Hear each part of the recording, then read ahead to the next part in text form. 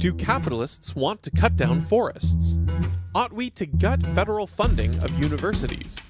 Donald Trump is in at the Libertarian National Convention. Should we be upset? We tackle these questions and more on this episode of Good Take, Bad Take. Hey friends, welcome to this episode of Good Take, Bad Take. This is the show where we go through our social media feeds to find the most interesting takes, and we either critique what is terrible about them or we praise what is good. My name is Donald. I'm here with my co-host Britt. Before we get started, just a reminder, follow us on socials. Good Take, Bad Take Pod on Instagram, Good Bad Take Pod on Twitter and YouTube. Leave a comment, leave a like, subscribe, help us out. We appreciate you. All right, moving on, we'll get to our first take here.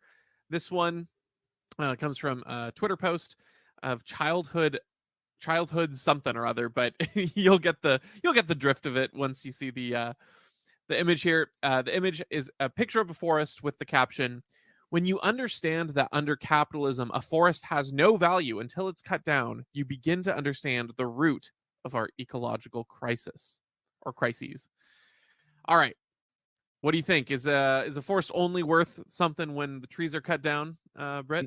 No, this is an absolutely terrible take, and it's obvious that forests have value before they are cut down because there are plenty of people that want to preserve them as they are and spend a lot of money to preserve them, not just the government. The most efficient preservations of forest and wildlife are those of ones that are managed by private entities or funded largely in part by private entities. There's also like just this concept, even if you were a person that was like you planted forests to harvest them to make, paper or whatever, or make lumber.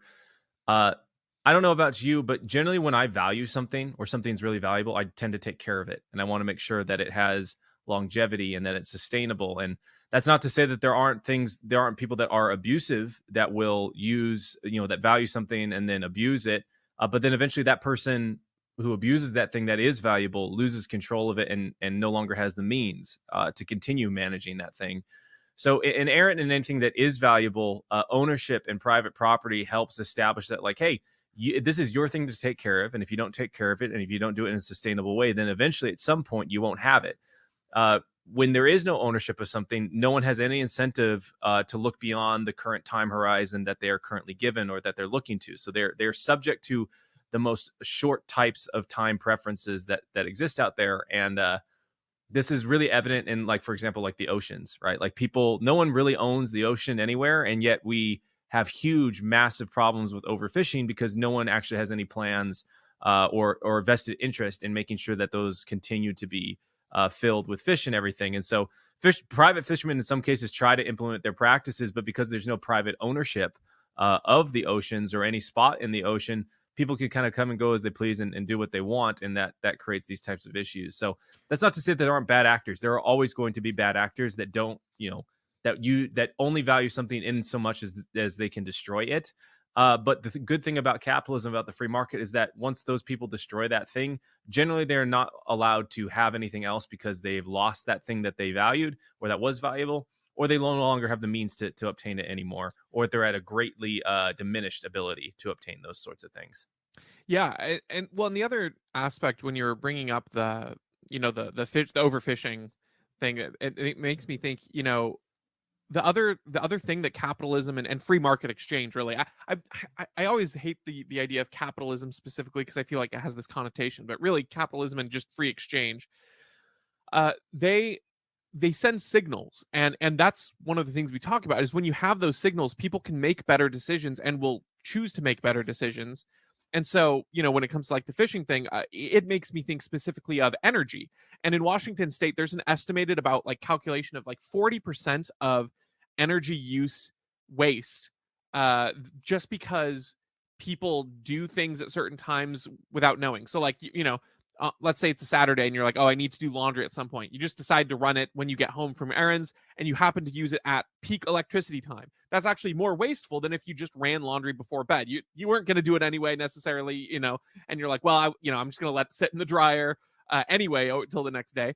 But if you wait and you get, they're I think in California, they've done things where they like text people to say, hey, by the way, right now is a really expensive time. So if you don't have to, we'd ask that you not do this. And sometimes there will be programs that actually create incentive, like, hey, if you choose to run your oven or your laundry machine or any other heavy appliances at a later time, will actually give you credits on your energy bill. When you send those signals, people who don't need to do the thing, then it's just we're going to out of convenience, can then be more responsible with that resource. So that's one thing when I was thinking about with fishing, where it's the similar thing where it's like there's no signals. Like people overfish because it's, you know, a race to the bottom and they want to take advantage of it, and there's no signal to distribute of like, hey, if you preserve this in the long run, it's actually going to produce more, because if you don't overfish this area, they can grow, produce more, and in the long term that's healthier.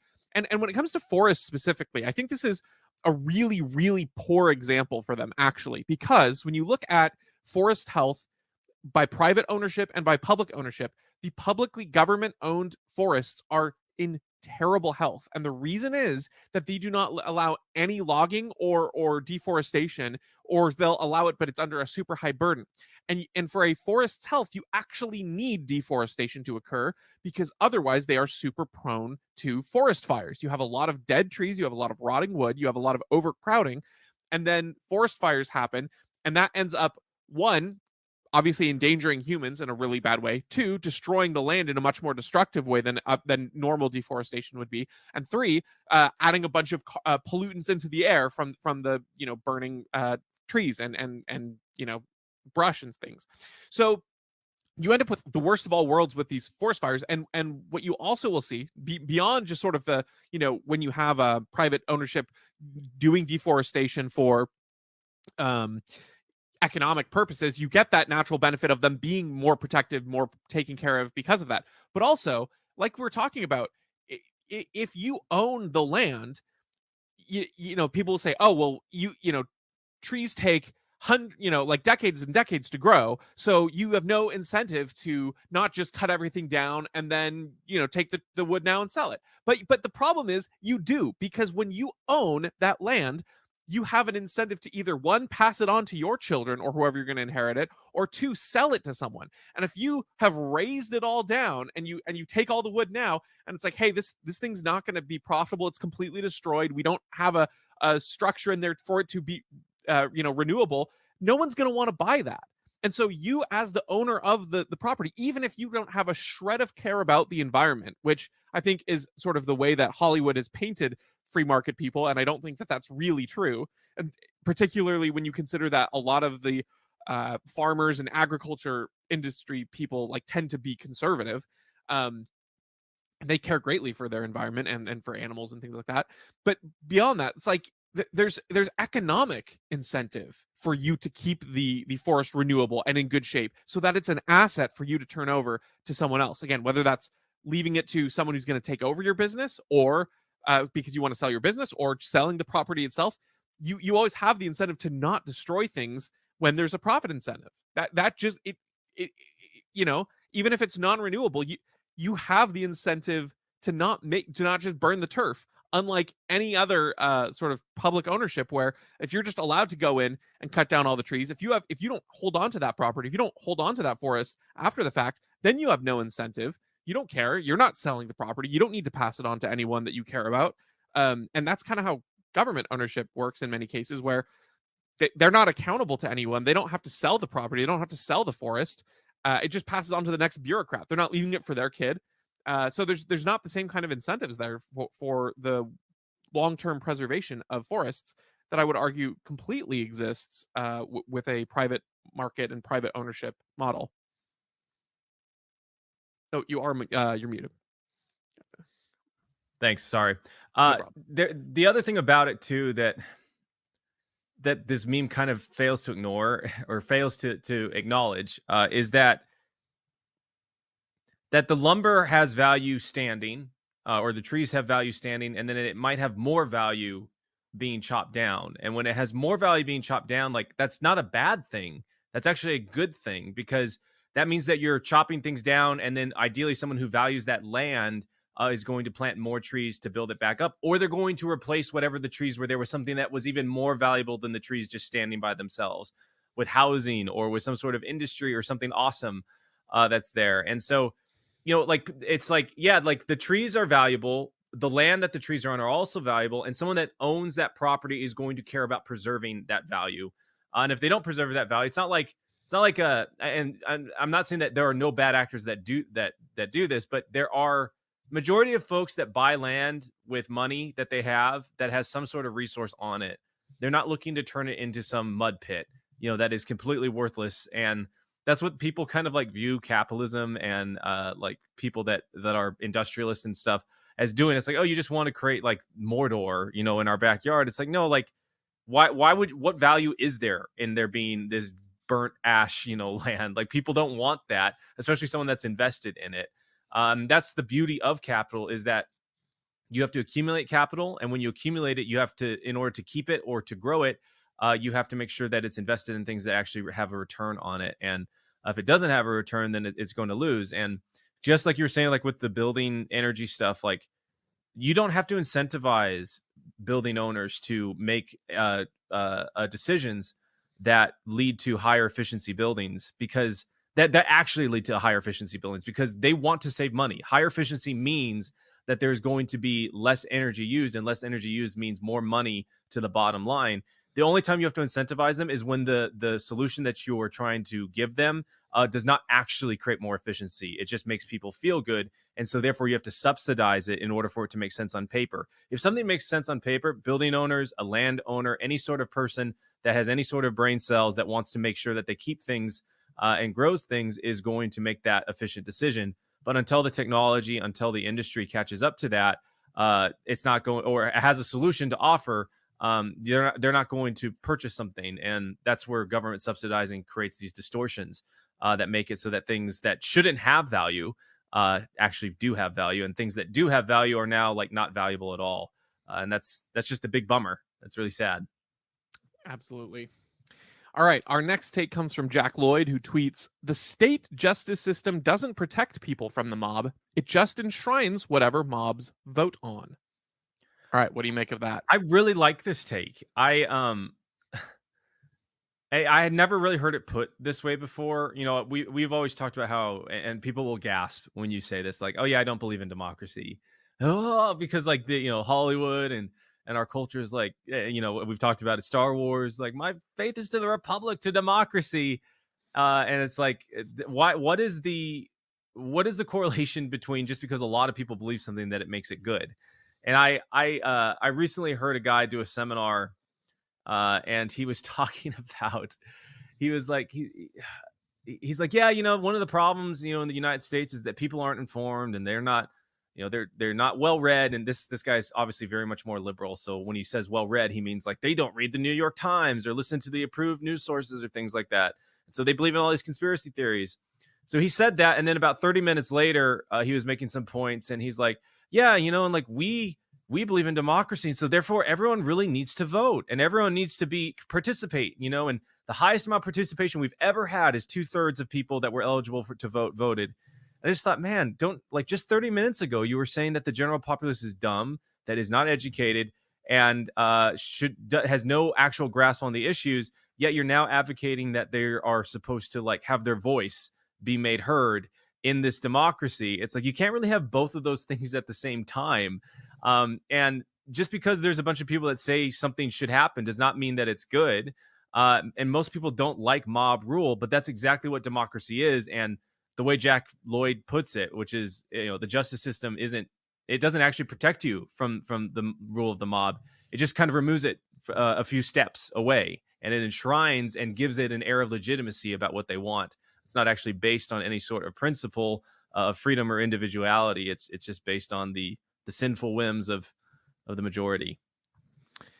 In speaking to all this, it makes me think at the Washington State Republican convention a couple weeks ago, that I saw all these, I think it was Rachel Maddow reporting on it, and she's like, Republicans want to destroy democracy, literally in their own words. And they cut to in the convention, there was a big push from a lot of Republicans that I guess, and I think they may have actually voted it through, to reestablish that, the United States is not a democracy. It is a republic, and democracy is not, not how people want the country to be run, and not how they want to rule. And they're clowning on them like, wow, they hate democracy. This is it. And I was like, no, wait, if you're actually listening to them, they're talking about the literal truths of our country. And Rachel Maddow's just like, wow. And I'm like, wait, if think about just what a ridiculous notion it is on face to say that everything should be decided democratically. The specific points they were making were that, you know, the United States wasn't designed to be a democracy and shouldn't be run as a democracy, and so we should sort of push back against this narrative. And she's like, yeah, they hate democracy as though it's this thing. And it's like, what if we democratically decided your salary, you know, Rachel Maddow? Like, what if we democratically decided if you had a platform at all? You know, like, you probably wouldn't want that, even if you thought you could make a majority of people, convince them to do it how you'd want. You probably wouldn't want that to be the system.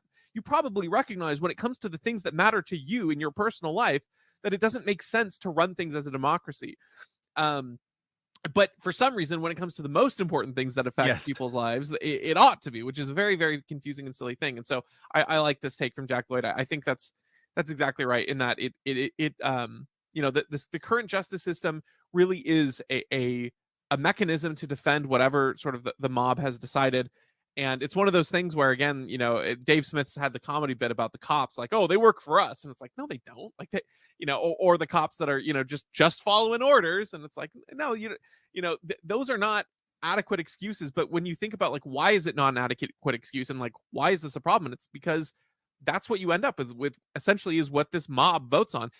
And you know, if you want to take a step further, say, well, it's not, we aren't a direct democracy, so it's not really what the mob decides, it's just what Congress decides. And it's like, okay, but do we not think that, like, Congress is at least susceptible to what the mob you know, entails?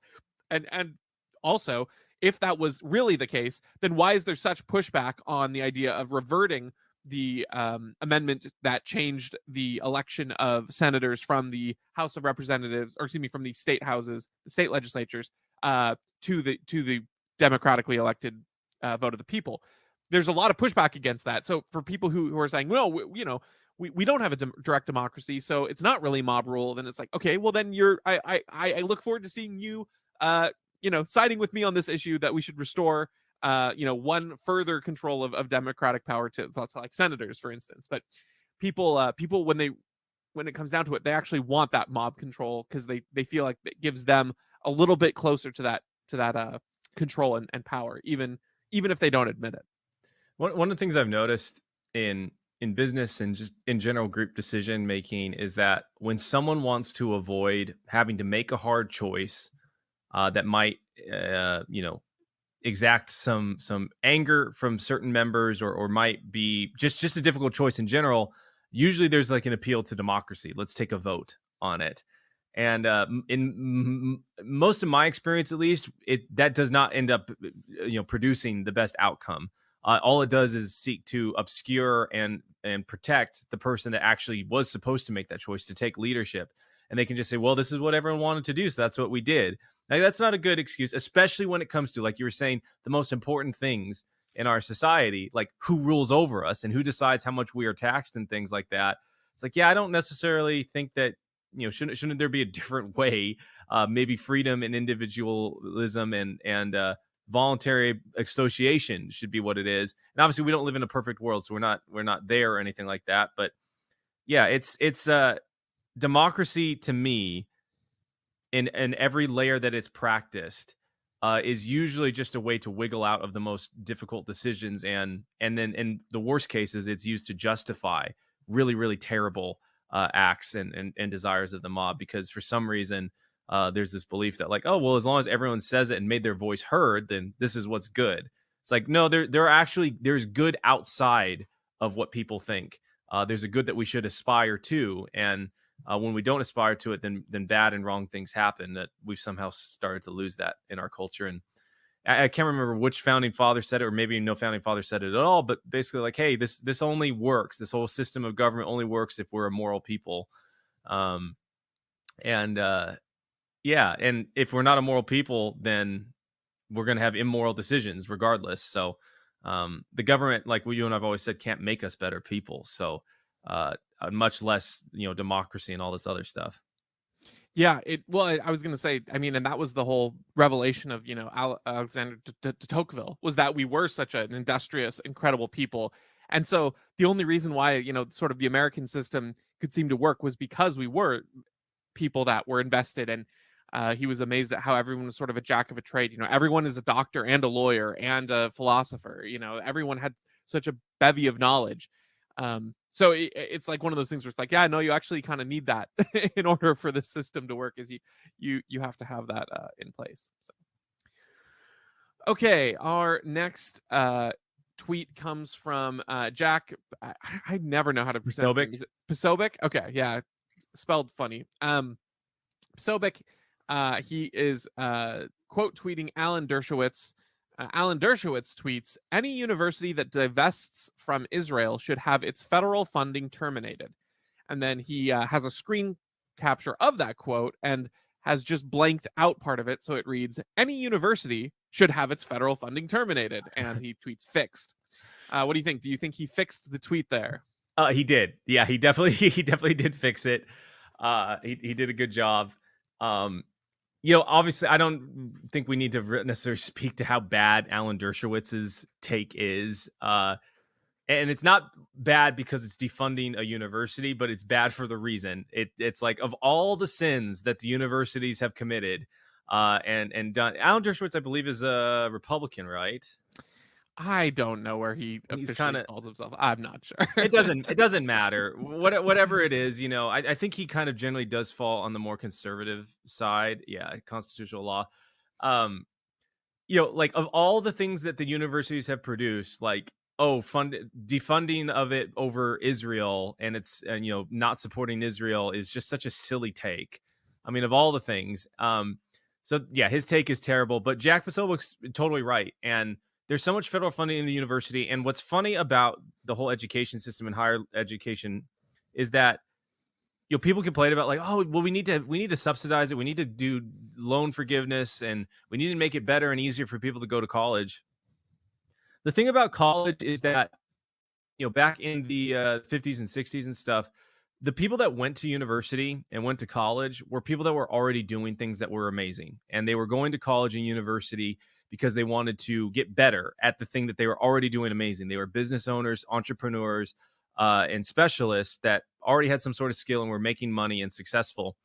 And somehow we kind of correlated that type of success with going to college, which it's actually the inverse. It's like, if you're successful, then you will go to college to get even more successful. But somehow we came to the conclusion that, like, oh, if you go to college, then you'll be just like these successful people. So we got that analysis wrong. But it led to, a couple generations of parents being like, oh, you have to go to college. Like, we're going to make sure you go to college. And then all of the activity and economics that went along with it produced an appetite for us to federally fund these colleges and grant loans and things like that. And when my dad went to college, I remember him telling me, he's like, yeah, I could work in a summer and pay for college, plus all my food, plus everything else that I wanted to. And he could go on dates with my mom and eventually buy a ring and marry her. Like, that sounds like crazy in this day and age. I think his college at the time was like $2,000 a semester or something like that. So $4,000 total, which just sounds amazing. And then as more and more federal funding and more subsidization of the universities has come in, the cost has continued to rise. And the university that you and I went to, I saw an email, and I think that their like room and board now is more than the total tuition of room and board would have when you and I went there. So oh my gosh. Yeah. So it's like just the tuition itself, I think, is like $38,000 now, which is like much more expensive than the total cost of going there when you were there.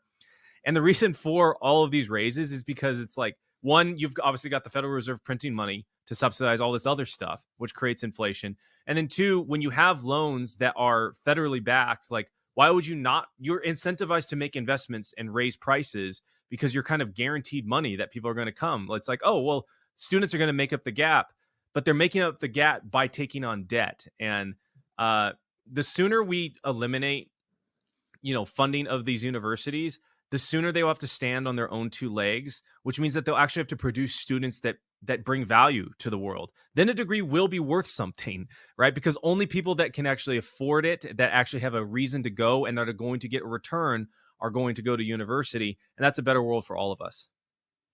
Yeah, no, I agree. I think the other the other thing is that the more that people see the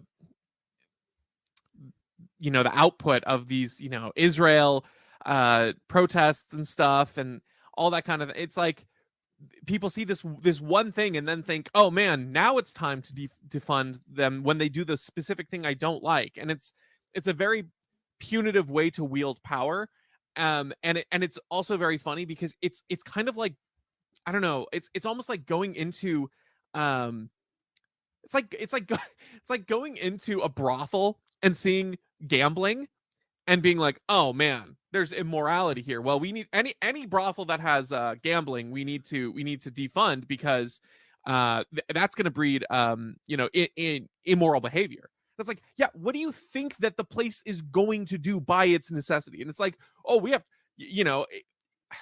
I will say, even though I'm not on the side of real Israel in sort of this whole conflict necessarily, the people who are protesting are doing so for the wrong reasons in the wrong way most of the time here. Like, I do not like the pro-Palestinian college students in most cases because they're kind of being fed propagandists and doing so in a way that's not very well informed or very well articulated. They're like, oh, I support Hamas. And you're like, okay, no, like, you don't have to be pro-Palestine and pro-Hamas. You can think what Hamas did was wrong and evil and still oppose Israel. But so it's like, they'll see, I guess my point being, like, you see the root of sort of the bad behavior of, like, okay, you're creating this class that's justifying Hamas behavior.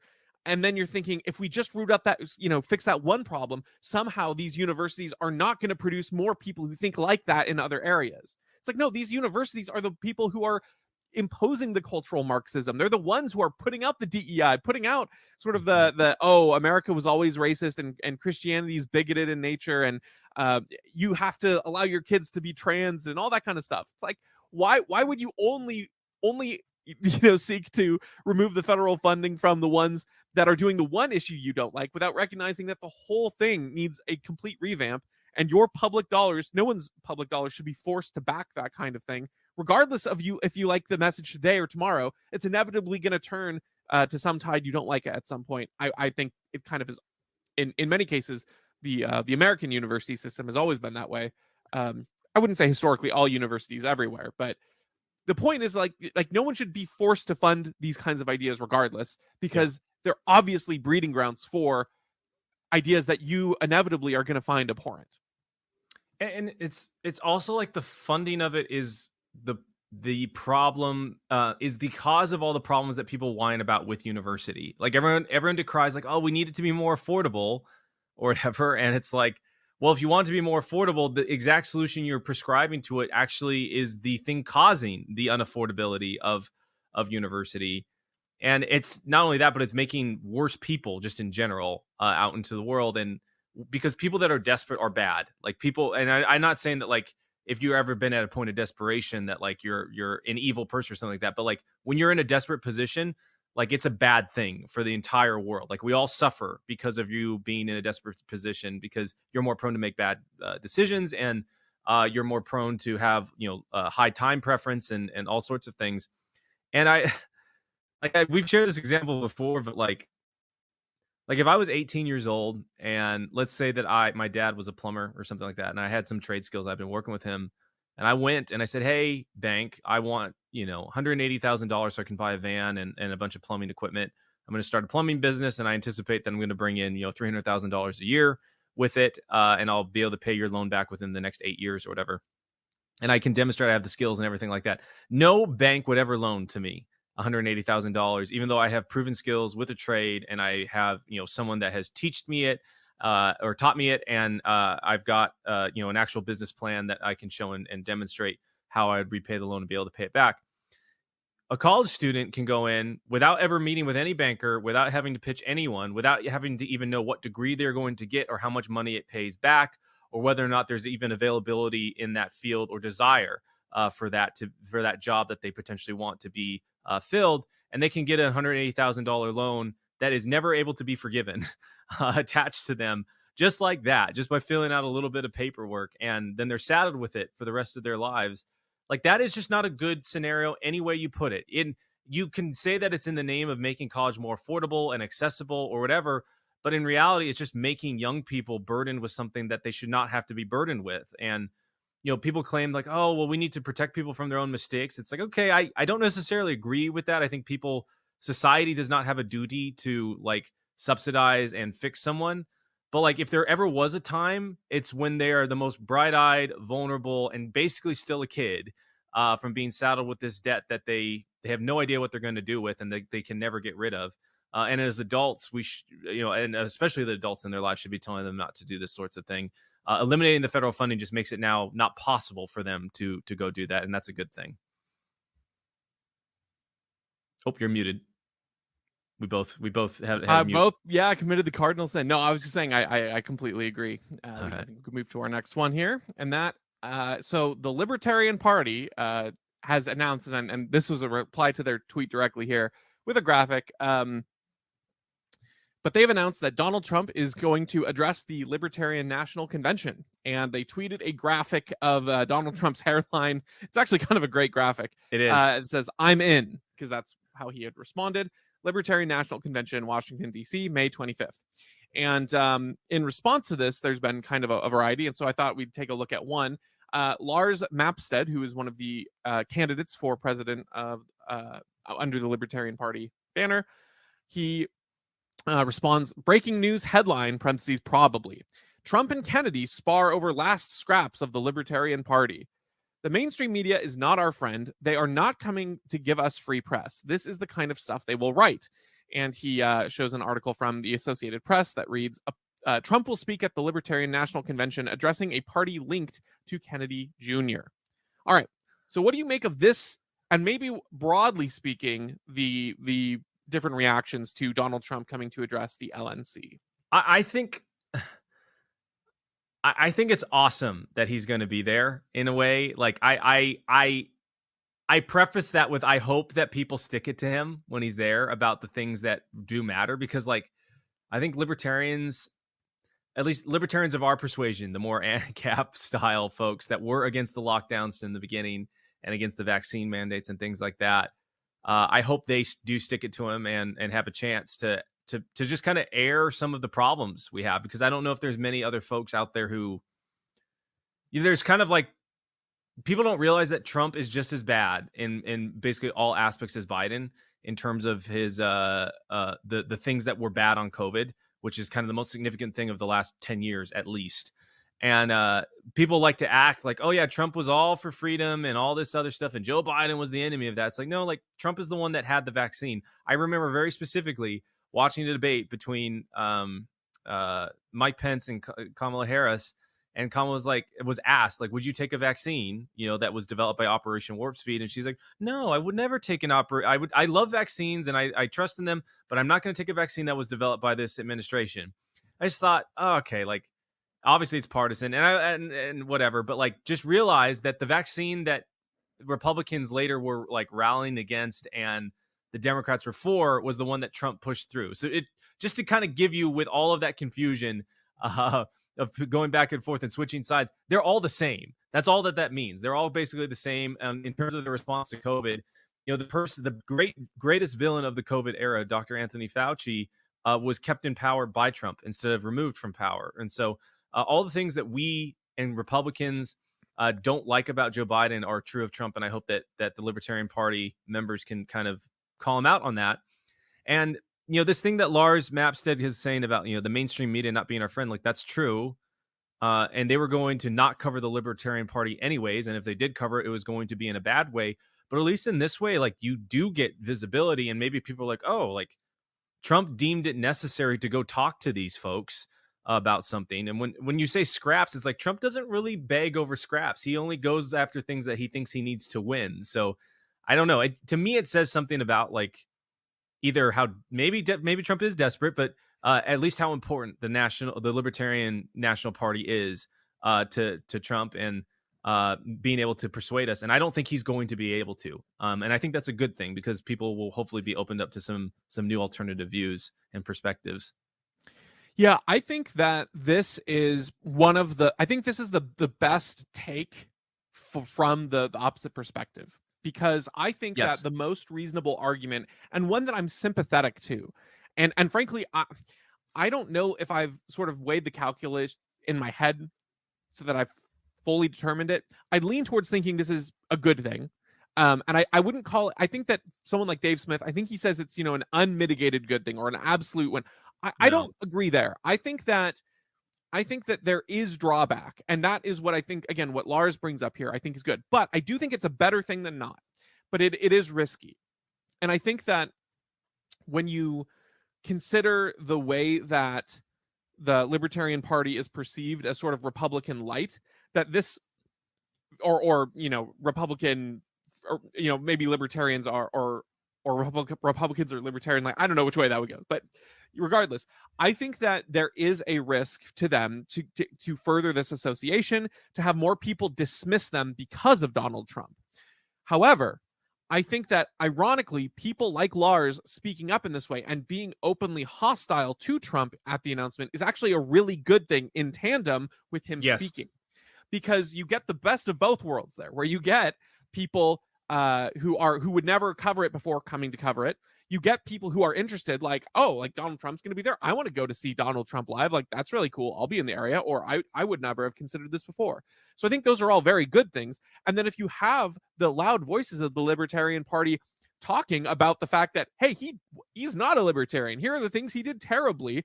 I think that can help draw eyes on where the Libertarian Party has been good and right on things that Donald Trump hasn't. And I think the other thing that we need to consider that this take did not address, and it's one of the reasons I liked it, is because I think, again, it's the best, most fair critique of the move. But a lot of people are talking about, like, oh, this is just going to be Libertarian or Donald Trump giving a speech. And I don't know exactly what it will be, but I know they gave him top issues to address. And I hope there is some way that in this address there you can hold his feet to the fire. I hope it's not just like what do you think about this issue? What do you think about that issue? Like, I want it to be hey, you didn't free Assange. What's up with that, dude? Yeah. Like challenge him on these things. And if that happens, then I think it will be an unmitigated win. Because if you're if you are somewhat hostile, not hostile in temperament, but in you're not just sort of laying out the red carpet for him, and you're giving him things to actually challenge him on, then the mainstream media is going to have to make a choice, which is like, are they going to cover what that was actually asked? Because we're asking Trump more substantive, better questions than they'll ask him. But also, like, it's like, oh, even the Libertarian Party is crossing Trump. Or are they going to say it's more to our advantage to, malign the Libertarian Party and say, oh, Donald Trump was there and they're all buddy-buddy? I think that, when presented the choice of, do you smear libertarians or do you smear Donald Trump, the media will always take smearing Donald Trump. Yeah. And so it plays to them saying, oh, even libertarians were calling him out on things they didn't like, right? And so to me, again, that draws good, the mainstream media that might try to associate them. If you're able to challenge him successfully by having him speak in this way, with questions and things, then I think you actually accomplish the best of both worlds, where you get the big attention of him being there, but then you also distinguish yourself so that you can't just say, oh, Donald Trump is libertarian, or, the libertarians love Donald Trump. Yeah. The other thing too, that, people that are against Donald Trump very much so, and kind of have that derangement syndrome thing, and I think this is actually true of him, is that, like, he's never read a book, on any of this stuff.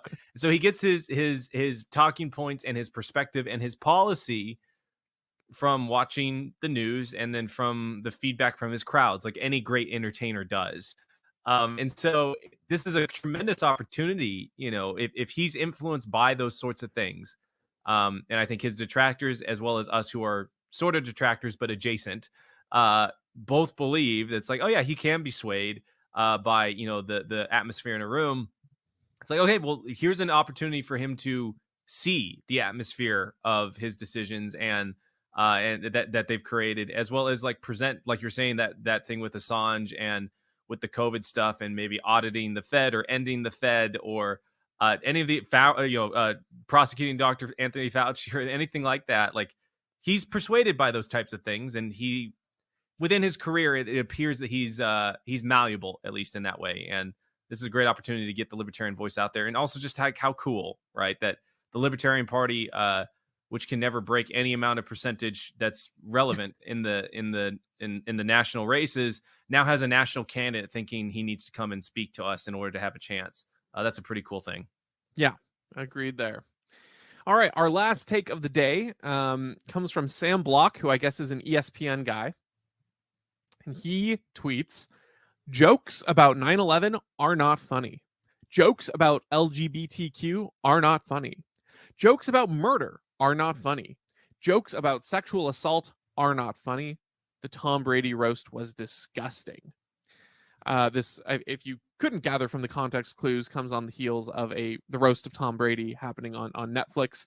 And there were a lot of jokes, I guess, that would fall in all these categories. I didn't watch I didn't watch the thing, so I don't know if all of these jokes were hit, but there wasn't one in particular that seems to have crossed the line for a lot of people.